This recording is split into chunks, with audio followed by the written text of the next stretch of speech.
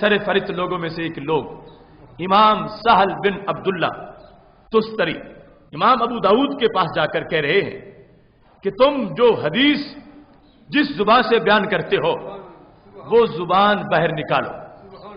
اب زبان باہر نکالنے میں بھی پرابلم ہے اور آگے جو کچھ وہ کرنا چاہتے ہیں وہ مسئلہ بھی قابل غور ہے. کہتے ہیں زبان باہر نکالو, میں زبان کو چومنا چاہتا ہوں, اقبلہ تاکہ میں چوموں.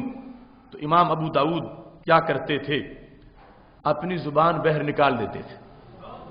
فَيُقَبِّلْهُ تو سہل بن عبداللہ اس زبان کو چومتے تھے. ایک بار نہیں کئی بار ایسے ہوا.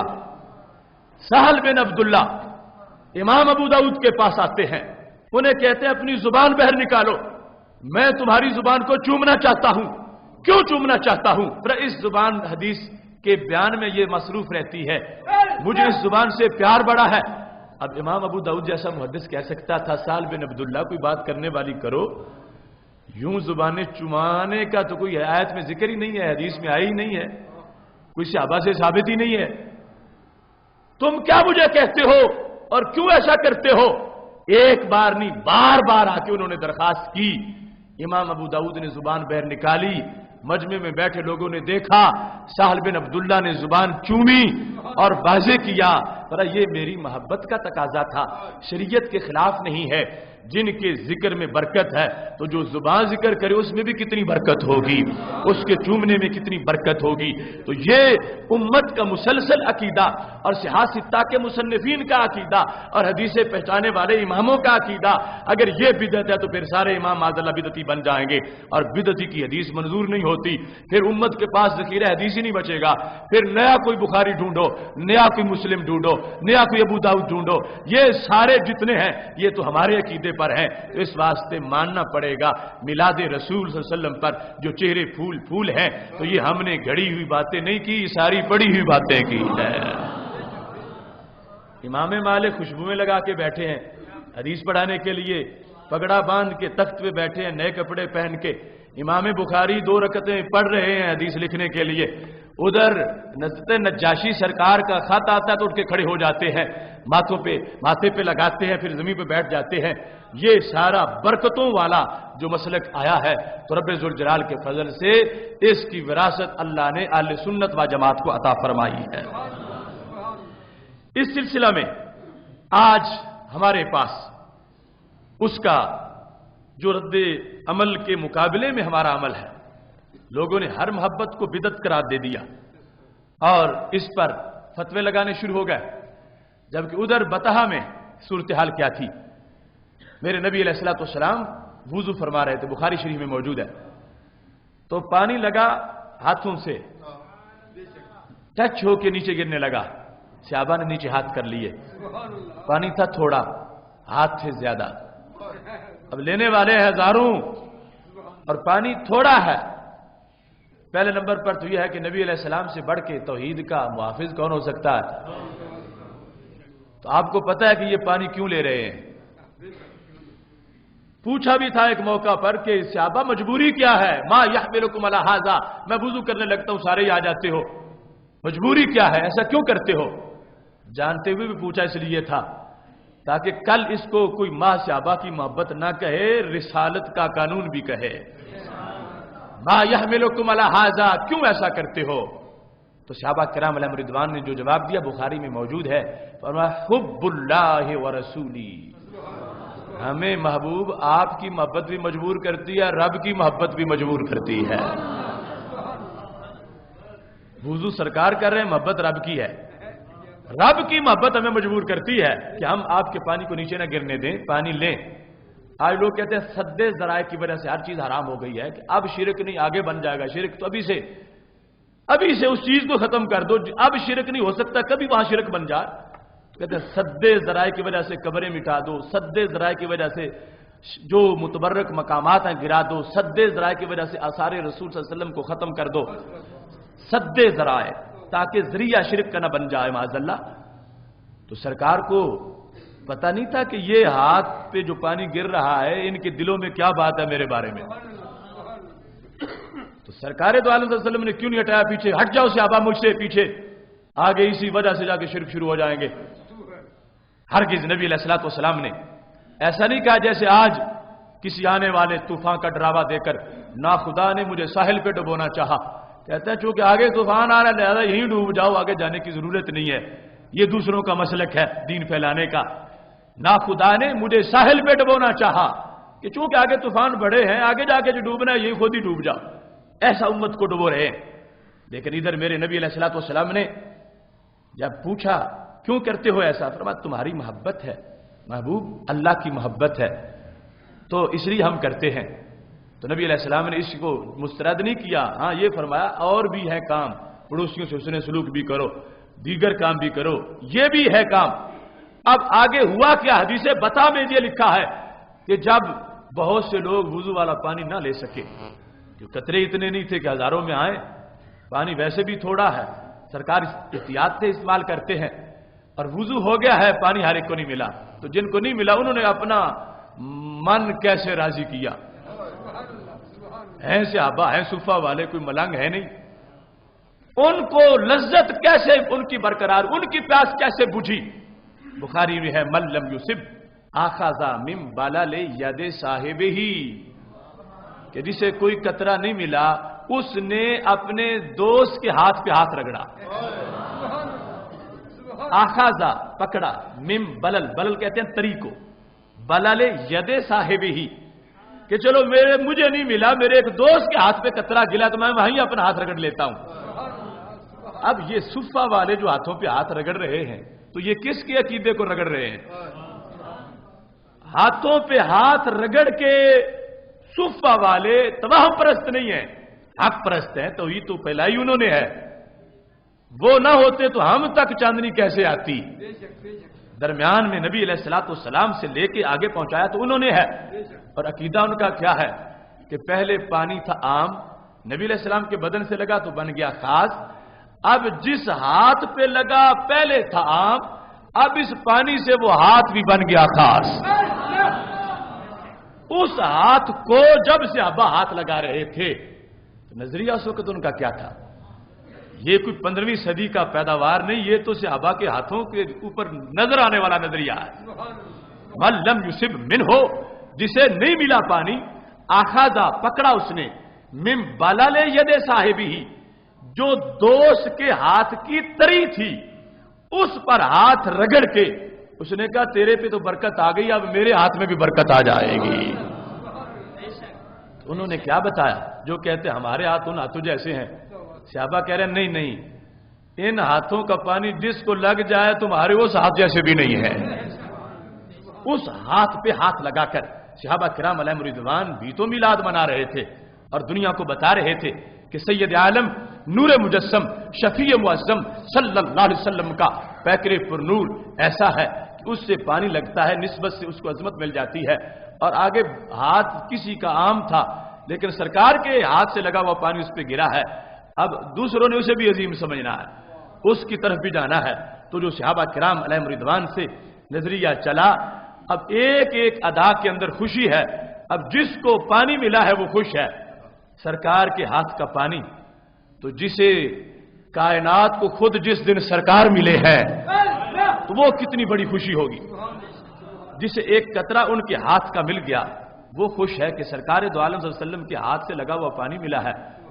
تو یہ جس دن خود دنیا پہ جلوہ گر ہوئے اور کائنات پہ نعمت کا اتمام ہوا، اکمال ہوا، پھر بعد میں روایت اور پھر آیت کے لحاظ سے یہ سب سے بڑی سعادت ہے۔ اسی وجہ سے ہر دور کا یہ انداز محبت رہا ہے۔ یہ اشرف علی تھانوی کی کتاب میلاد النبی صلی اللہ علیہ وسلم، جس میں پہلے تمہیں صفحہ 26 سے یہ دکھا چکا ہوں، اس نے کہا کہ طاعون کے علاجوں میں سے ایک علاج میرے نبی علیہ السلام کا نام لینا ہے۔ شاید کچھ لوگ نہ بیٹھے، اس نے کہا جس دن میں نشر الطیب کا کچھ حصہ لکھتا تھا اس دن فرشتہ چھٹی کرتا تھا، اور جس دن میں چھٹی کرتا تھا فرشتہ 4-5 کو مار جاتا تھا۔ میں نے شروع میں سمجھا کہ اتفاق ہے، لیکن پھر ثابت ہوا کہ یہ برکت میرے نبی علیہ السلام کے ذکر کی ہے۔ تو جن کا نام لینے سے موت ٹل جائے ان کا اپنا مشکل کشائی کا انداز کیا ہوگا۔ اس بات کو ذکر کرتے کرتے اشرف علی تھانوی لکھتا ہے، لوگوں بات یہ ہے من احب شیئا اکثر ذکرہ، جو جس سے پیار کرے اس کا نام لیتے ہی رہتا ہے. جس سے پیار کرے اکثر ذکرہ، تھوڑا نہیں زیادہ ذکر کرتا. جس کا جس سے پیار ہو اکثر ذکرہ، اس کا ذکر وہ کثرت سے کرتا ہے. تو کہتا ہے جب چھوٹی چھوٹی چیزوں سے پیار ہو جا تو ان کا ذکر نہیں بھولتا. تو کہتا جن لوگوں کو خدا اور رسول کی محبت نصیب ہے ان کا تو کیا ذکر. من احب شیئا اکثر ذکرہ، جو کسی سے پیار کرتا ہے وہ اس کا ذکر کثرت سے کرتا رہتا ہے. اب یہ دیکھو، کہتا جو لوگ دنیا کی کسی عورت یا کسی مرد امرد جو داڑھی کے بغیر بچہ ہو پر عاشق ہو جاتے ہیں، ان کو دیکھیے ہر بات میں تذکرہ میں ان کو اسی کی یاد لگی رہتی ہے، وہ انہی کی باتیں کرتے ہیں. اور لیکن جس کو نبی علیہ السلام سے پیار ہے وہ سرکار کی بات کرتا رہتا ہے. اب آپ بیٹھے ہیں، آپ دیکھ رہے ہیں ربیع الاول شریف شروع ہوا تو کتنی محفلوں میں آپ شریک ہوئے، کہاں کہاں پہنچے، کہاں کہاں ذکر کی محفل سجی. ہر ایک کے پاس پورا ایک سرمایہ، وہ اس کے لیے سعادت ہے، ذکر کر کے اس کو خوش بھی ہوتا ہے. اور یہ دلیل ہے کہ ان سے پیار ہے، اور جہاں ذکر ہوتا ہے دعوت نہ بھی ہو پہنچ جاتے. میں اب آپ کو اگر یہ ذکر کروں کہ یہ پچھلا جمعہ پڑھا کے اب میں آپ کے پاس پہنچا ہوں تو کہاں کہاں تک قافلہ محبت کا پہنچا، اور کتنے آفاق میں شمعیں روشن کی، اور کتنے اندھیروں کا مقابلہ کیا، اور کتنے طوفانوں کے رخ موڑے. تو صرف اگر ایک ہفتہ آپ کے سامنے ذکر کروں تو اشرف علی تھانوی نے جس کا حوالہ دیا ہے اس حوالے کے مطابق پتہ چلے گا کہ ادارہ صراط مستقیم پاکستان وقت پر اہل سنت و جماعت ربیع الاول شریف کے اندر سرکار کا ذکر کر کے یہ ثابت کر رہے ہیں لوگوں، نہ باپ سے اتنا پیار، نہ بیٹے سے اتنا پیار، نہ بچوں سے اتنا پیار، نہ بیوی سے اتنا پیار جتنا پیار اہل سنت کو نبی علیہ السلام کے ذکر کے ساتھ ہے. ہر جمعہ جب میں یہاں پہنچتا ہوں پیچھے ایک پوری تاریخ ہوتی ہے، اور کبھی اس کو بیان کیا نہیں کیونکہ اس میں پھر دوسرے کئی پہلو نکل آتے ہیں. آج میں تحدیث نعمت کے طور پر تمہیں تھوڑی سی داستان سنا دوں.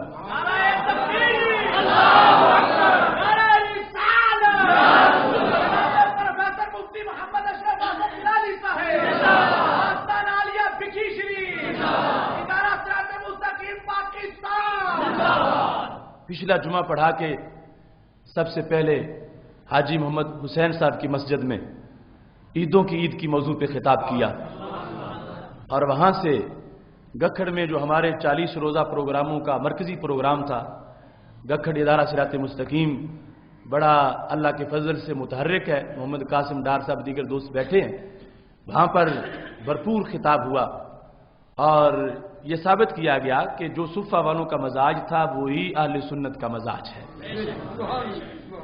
پھر قافلہ کڑیاں والا میں پہنچا. کڑیاں والا وہ گجرات سے آگے جا کے ایک مضافاتی قصبہ ہے، وہاں پر کانفرنس ہوئی اور اللہ کے فضل سے ان کی تاریخ کا وہ منفرد پروگرام تھا. مجھے بعد میں فون آتے رہے کہ ہر جہت سے اس کے بہت بڑے اثرات مرتب ہوئے. پھر وہاں سے یہ جو ہمارا دن گزر رہا تھا اس کے اختتامی لمحات میں بھکی شریف پہنچے. بھکی شریف سے وہاں بھی یعنی ایسے نہیں تھا کہ ویسے جا کے سو جائیں، ادارہ صراط مستقیم کے مختلف وفود سے میٹنگیں تھیں اور مختلف اس طرح کے تبلیغی کام تھے. وہاں سے چلے تو مواں بھٹیاں یہ موٹر وے کوٹ سرور کے ساتھ وہاں پر ایک تاریخ ساز اجتماع تھا ظہر کے ٹائم، اور اس میں شاید ہمارے دوست آئے ہوئے ہوں. ایک رافضی MNA نے پوری کوشش کی کہ اشرف آصف جلالی اس ایریے میں داخل نہیں ہو سکتا. سارے پلوں پر پولیس کھڑی تھی، مگر عاشقوں کا اپنا انداز ہوتا ہے.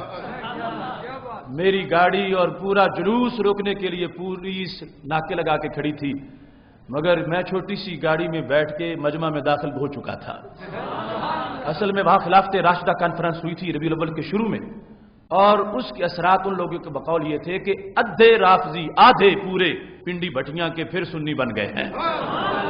تو وہ کہہ رہے تھے اگر آج کا جلسہ بھی شان صحابہ کا اگر ہو گیا تو یہ ہماری کیوی پر تو پانی پھر جائے گا. اللہ کے فضل سے اتنا جذبہ جوش تھا لوگوں میں کہ ایک مرتبہ ہم نے پہنچانا ضرور ہے. کئی گاڑیاں بدلی, کئی رستے بدلے, پر ناکے لگے رہے. اللہ کے فضل سے حق پرست جلسے میں پہنچ گئے اور عصر کے بعد تک وہ جلسہ جاری رہا, جس سے دور دور تک رافضیوں خارجیوں کے مرض کا جو آپریشن تھا اس کے اثرات ہوئے. اس کے بعد ہم ہلو کی لاہور کے قریب پہنچ گئے, وہاں خطاب کیا رات کو. اس کے بعد کانا پہنچے, وہاں اسی سلسلے کا پروگرام تھا. اس کے بعد پھر لاہور دارالعلوم جامعہ جلالیہ میں پہنچ گئے. اس طرح ہمارے ہفتے کا دن مکمل ہو گیا. اتوار کا دن شروع ہوا تو اس میں بہت سے وفود کی ملاقاتیں تھیں. بالخصوص جامعہ جلالیہ میں جو ماہانہ درس صراط مستقیم ہوتا, وہ درس صراط مستقیم تھا جس کا موضوع تھا ان کی مہک نے دل کے غنچے کھلا دیے ہیں. اور اس میں اعزاز یہ تھا کہ بغداد شریف میں میرے جو وہاں پر کلاس فیلو تھے, بغداد شریف کے بہت بڑے سید زادے فضیلت الشیخ شیخ عمر سلیم بغداد شریف سے آئے ہوئے تھے. تو جامعہ جلالیہ میں بطور خاص ان کو اس درس صراط مستقیم میں دعوت دی گئی تھی. انہوں نے عربی میں گفتگو کی, میں نے اس کا اردو میں ترجمہ کر کے لوگوں کو بتایا. اور غوث پاک کے گلشن کا لہراتا ہوا پھول دیکھ کر لوگ مسکرا رہے تھے. اور انہوں نے جس انداز میں گفتگو کی اور میلاد شریف کے فضائل کو بیان کیا, وہ بھی ایک تاریخ ساز اجتماع تھا.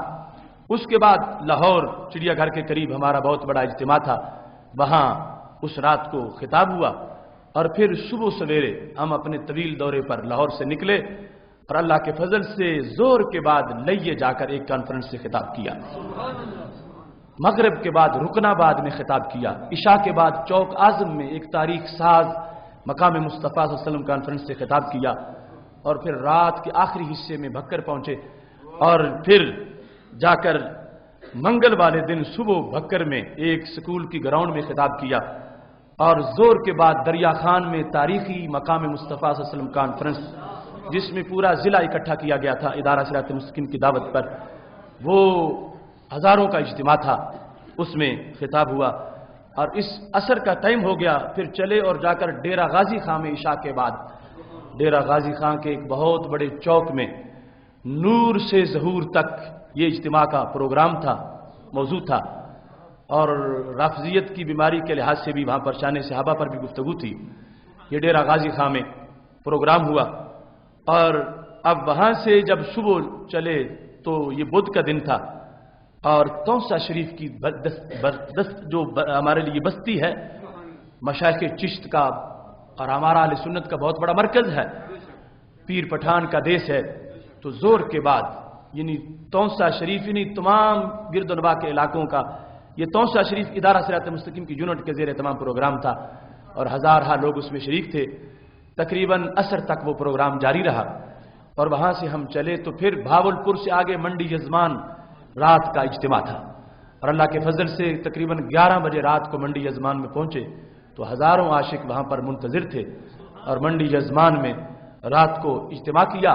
اور پھر 3 بجے وہاں سے چل کے اللہ کے فضل سے جمعرات کو لودرا میں پہنچے. اور نماز فجر کے بعد حضرت پیر سید ظفر علی شاہ صاحب کے دارالعلوم میں نماز فجر کے بعد درس صراط مستقیم دیا. اور اس کے بعد 12 بجے لودرا ضلع کے جو ہمارے ادارہ صراط مستقیم کے ناظم ہیں پیر سید جاوید علی شاہ صاحب, ان کی رہائش پر بہت بڑا اجتماع تھا.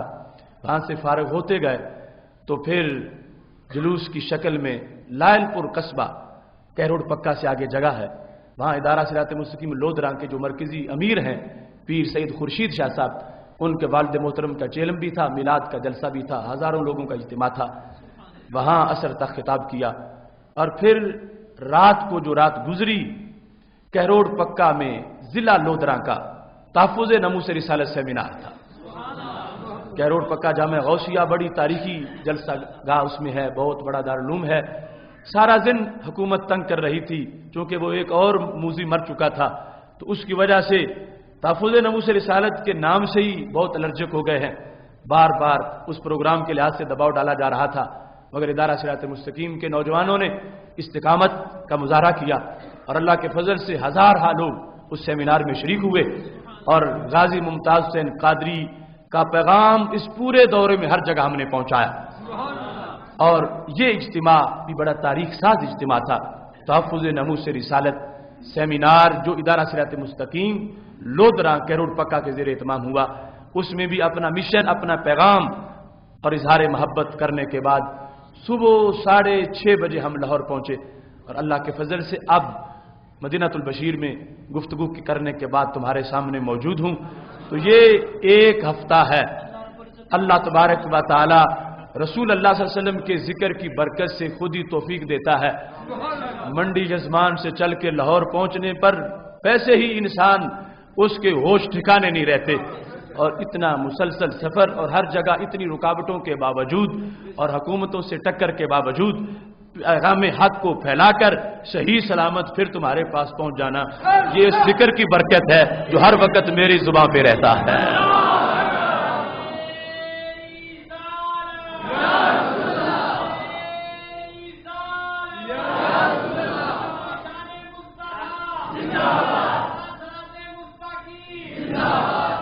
اشرف علی تھانوی نے اس میں یہ لکھا، کہتا دید مجنو را یکے صحرا نورد در بیاباں غمش بن شستہ فر، کہ کسی نے دیکھا کہ مجنو صحرا میں اکیلا بیٹھا ہے اور بڑا غمگین ہے۔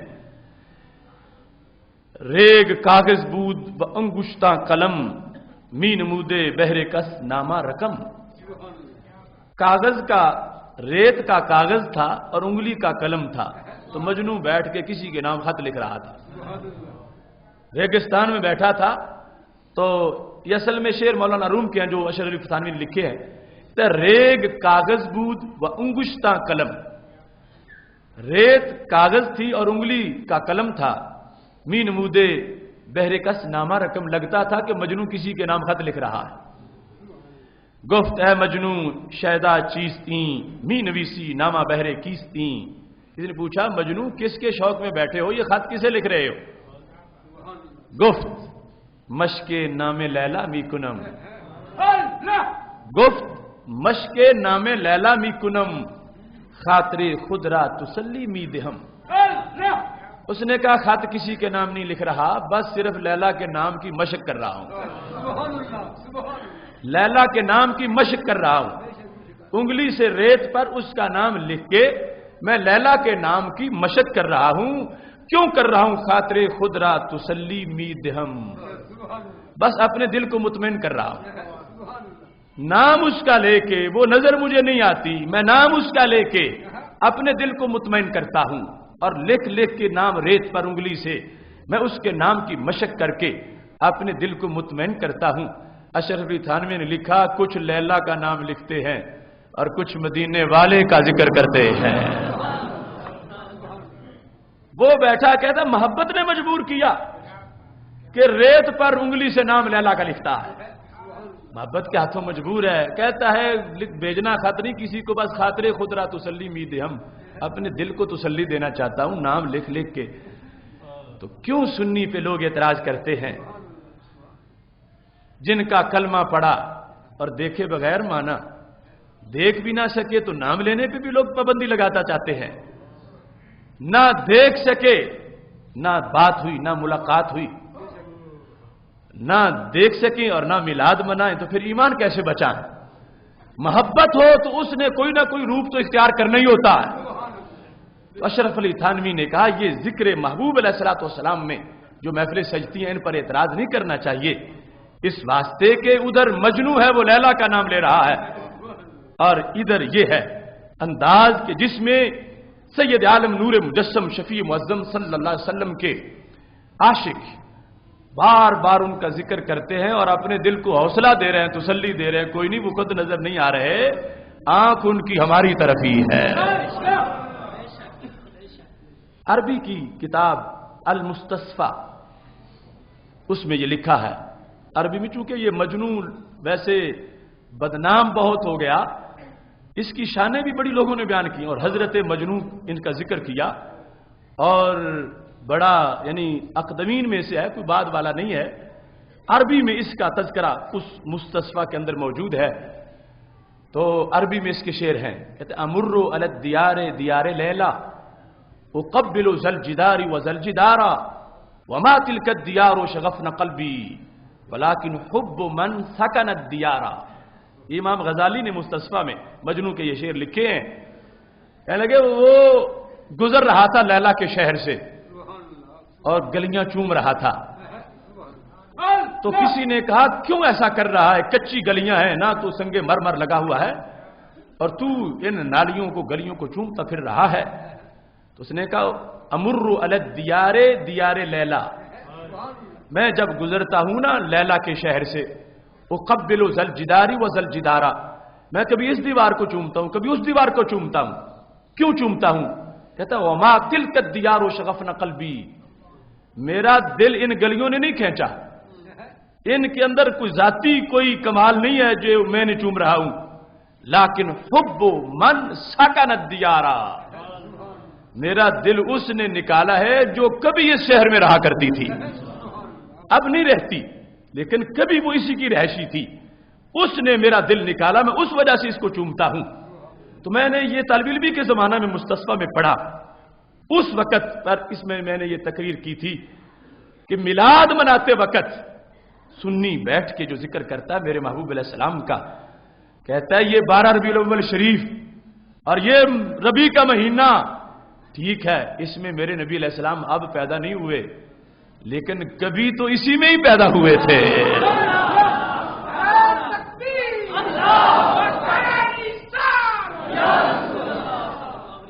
کبھی تو اسی مہینے میں پیدا ہوئے تھے، کبھی تو اسی 12 کو پیدا ہوئے تھے. وہ کہہ رہا تھا لیکن حب من سکن الدیارا، اب نہیں ادھر تو کوئی بات نہیں، کبھی تو یہاں ہوا کرتی تھی، اس کی محبت نے میرا دل نکالا ہے اور میں ان گلیوں کو چوم رہا ہوں. تو سنی کہتا ہے کبھی تو اسی 12 کو پیدا ہوئے تھے. جیسے قرآن کبھی اترا تھا، ہر رات آتی ہے رمضان میں قدر کی تو پھر 1000 مہینے سے بہتر ہوتی ہے، نیا قرآن نہیں اترتا، وہ ایک بار اترے ہوئے نے ہمیشہ کے لیے برکتیں دے دی ہیں. کبھی میرے محبوب علیہ الصلوۃ والسلام کی جلوہ گری اس مہینے میں ہوئی تھی، اس واسطے عام مہینوں کے مقابلے میں اس مہینے میں چہرے پھول پھول کیوں ہیں کہ اس میں میلاد رسول صلی اللہ علیہ وسلم. لیکن حب من سکن الدیار، اس مقام پر اشرف علی تھانوی نے اس مہینے کی عظمت کو بیان کرتے ہوئے جو لکھا، ہمارے دیگر مراکز میں وہ ساری باتیں لیکن چونکہ منکرین کے گھر سے بیان ہو رہا اس واسطے میں اس کی کتاب کا حوالہ دے رہا ہوں. یہ صفحہ نمبر 36 پر اس نے لکھا ہے کہ اس ماہ کے لیے یہ فضائل ضرور ثابت ہیں، اس ماہ کے لیے ربیع الاول شریف کے لیے، اور اسی ولادت شریفہ کی طرف اشارہ کر کے کہا گیا ہے. اب آگے وہ عربی کے شعر اشرف علی تھانوی نے جو ربیع الاول شریف کی عظمت میں پہلے اماموں نے لکھے اور جو ان کے حوالے تھے اس کا ذکر کرتے ہوئے اس نے کہا لہذا الشہر فی الاسلام فضل ومنقبۃ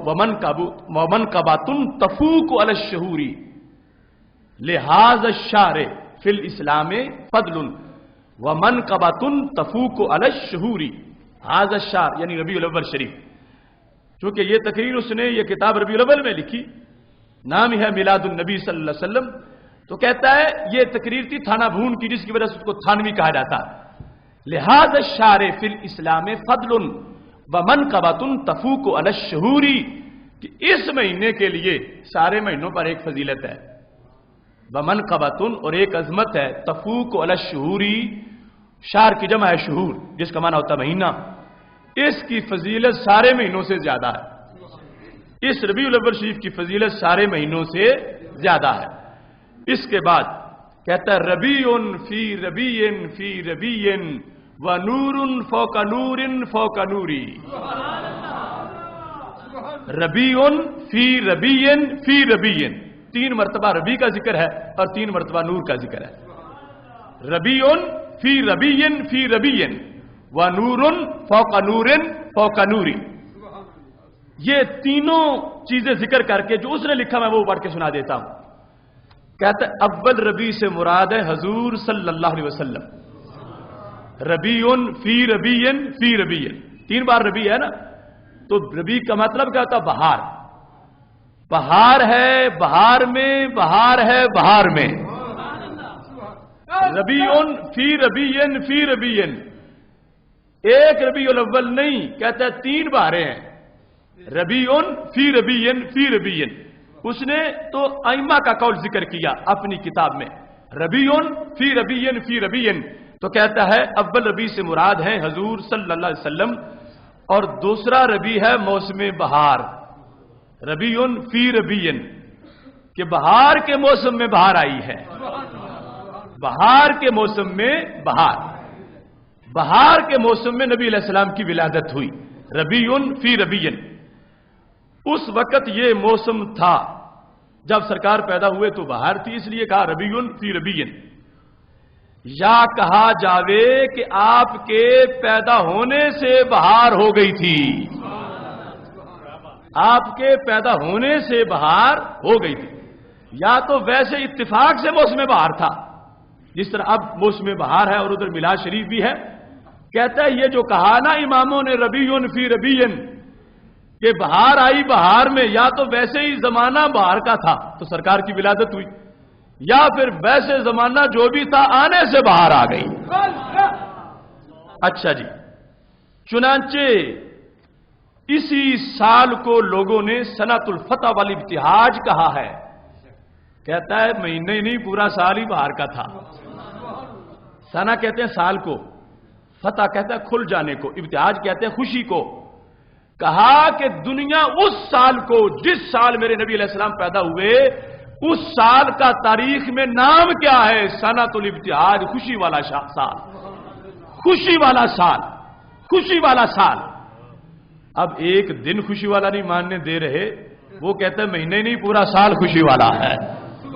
سنۃ الابتہاج بہجہ سے ہے، ابتہاج خوشی والا سال۔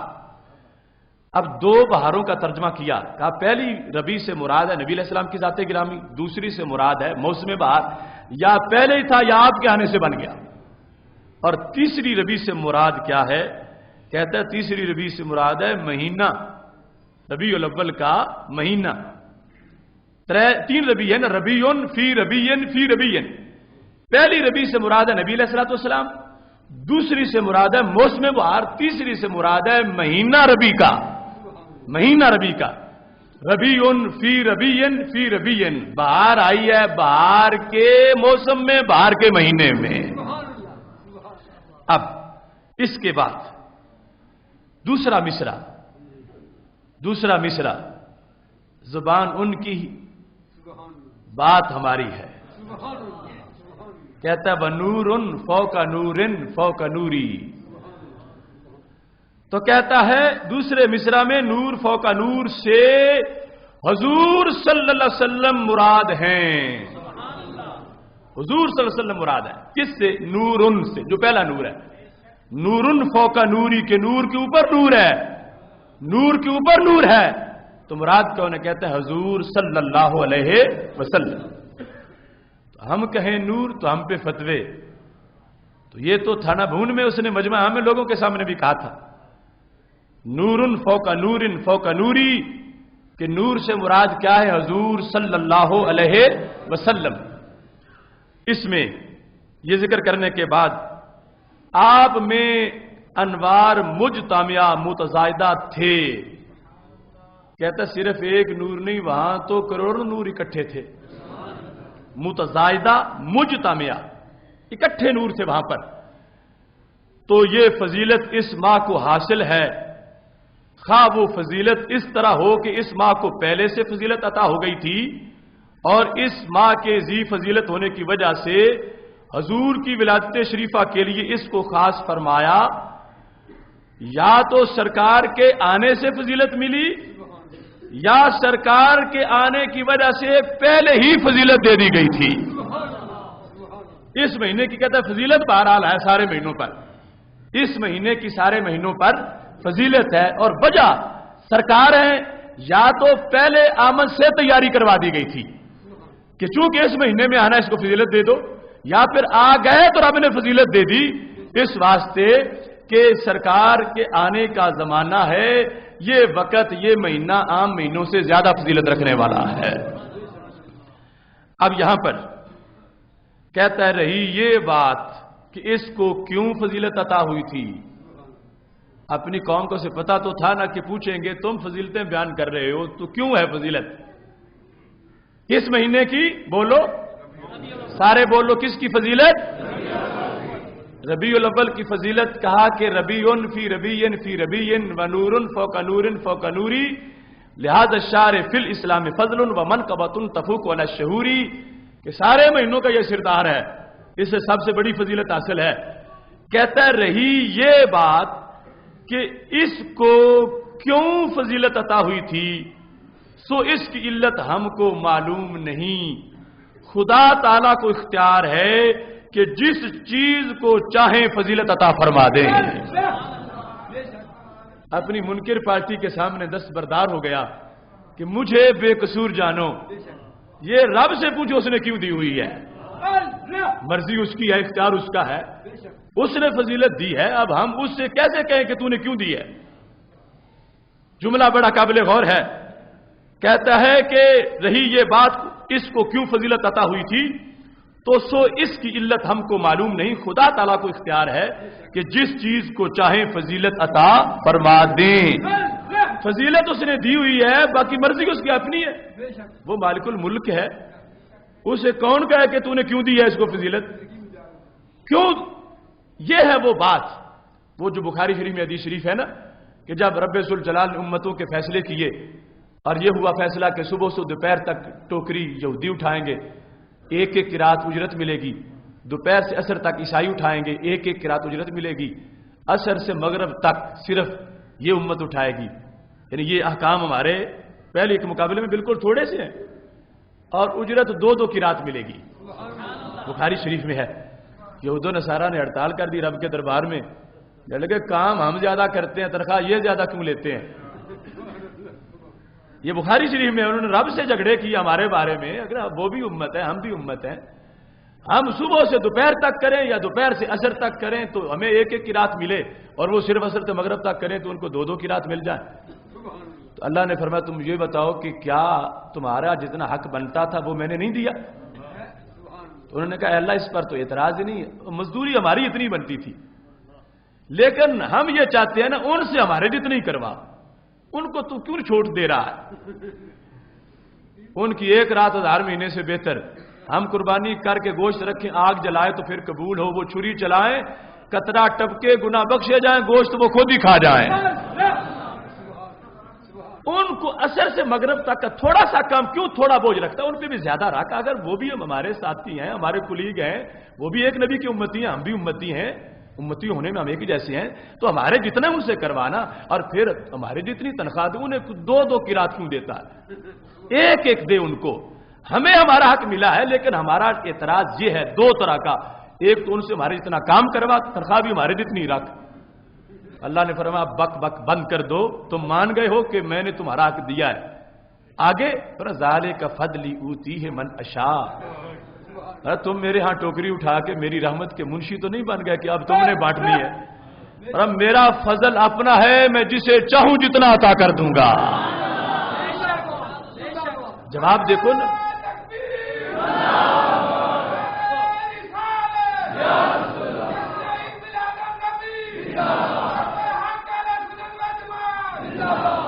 اللہ کا جواب دیکھو نا کتنا قیمتی ہے۔ بخاری شریف میں کسی رسالے کی بات نہیں کر رہا، دیکھو ہماری فیور رب نے کتنی کی ہے، ان کے سامنے سرکار کے صدقے ہم پھر میلاد کیوں نہ منائیں کہ ہمارے تو باہر رب بھی اس لیے فیور کر رہا ہے، میرے محبوب کے لاڈلے امتی ہیں، ان سے کام تھوڑا کرواؤں گا، ان کو تنخواہ زیادہ عطا فرماؤں گا۔ ذالک فضلی، فرمایا یہ فضل میرا ہے، جہاں تو تمہاری تنخواہ کاٹ کے میں نے دی ہوتی نا ان کو، یہود و نصارہ تم اعتراض کرتے، تمہاری تو کاٹی نہیں، میں تو اپنے پاس دے رہا ہوں، اور میں اپنے پاس سے دوں تم پھر بھی اعتراض کرو تو یہ میں نہیں کرنے دوں گا، اپنا فضل ہے میرا، میں جسے چاہوں جتنا دے دوں۔ تو اشرف علی تھانوی نے کہا کہ یہ تو رب کی مرضی ہے، اس نے دے دی ہے فضیلت، اب ہم کیا کر سکتے ہیں، اس نے دے دی ہے فضیلت ربیع الاول شریف کو، اب کسی کو درد نہیں ہونا چاہیے، فضیلت رب نے دی ہے، اور لا یسأل عما یفعل، وہ جو کرے اس پر اعتراض نہیں ہو سکتا، جو کرے تو مسلمان ہی نہیں رہتا، یہ قرآن ہے، لا یسأل عما یفعل، باقی لوگوں پہ تو وہ تو رب ہے، اس پر اعتراض ہی نہیں ہو سکتا کہ اس نے کیوں فضیلت دی ہے، بہرحال اس نے دی ہوئی ہے، مرضی اس کی ہے، اب بول نہیں سکا لیکن ہم تو بولتے ہیں۔ میرے محبوب علیہ السلام کے بارے میں تم نے حدیث لولاک کی بات سنی، وہ جو نہ ہوں تو کچھ نہ ہو، وہ جو نہ تھے تو کچھ نہ تھا، وہ جو نہ ہو تو کچھ نہ ہو، جان ہے وہ جہان کی، جان ہے تو جہان ہے۔ تو فضیلت اس لیے ملی ہے کہ اس میں وہ جلوہ گر ہوئے جو نہ بنتے نہ آتے تو زمانہ ہی نہ ہوتا، کائنات ہی نہ ہوتی، ان کی وجہ سے رب نے فضیلت دی، اور مرضی رب کی ہے، اس نے دی ہے۔ تو یہ ہمارا آج کا موضوع تھا، چہرے پھول اور میلاد رسول صلی اللہ علیہ وسلم۔ آئندہ موضوع اشتہار چھپ چکے ہیں، وہ لے جائیں اور ان کو عویزہ کریں، اور وہ موضوع ہے رسول اللہ صلی اللہ علیہ وسلم کے علم غیب شریف کے بارے میں ہم نے موضوع شروع کیا تھا، اس کی 40 قسطیں پہلے ہو چکی ہیں، اس کی اگلی قسط انشاءاللہ آ رہی ہے۔ بڑے نایاب دلائل ہیں، وقت پہ پہنچیں، اللہ سب کو عمل کی توفیق عطا فرمائے۔